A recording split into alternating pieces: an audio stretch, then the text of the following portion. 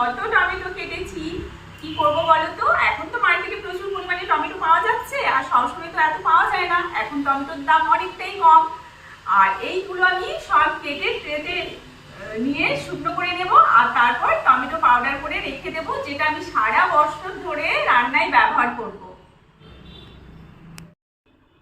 একদিনের রোদ্দুরে দেখো কতটা। সেই যে টমেটোগুলো শুকাতে দিয়েছিলাম বন্ধুরা, দেখো কি সুন্দর শুকিয়ে গেছে। এবার এইগুলো আমি মিক্সিতে গুঁড়ো করব। তার আগেই আমি দেখো কতটা গুঁড়ো করে নিয়েছি।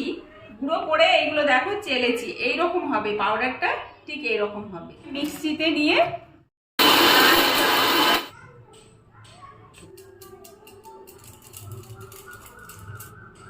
এই দেখো টমেটো পাউডার হয়ে গেল। এটা আমরা স্টোর করে রাখবো এবং সারা বছর ধরে যখন টমেটো পাওয়া যাবে না তখন এটা আমরা ইউজ করতে পারবো।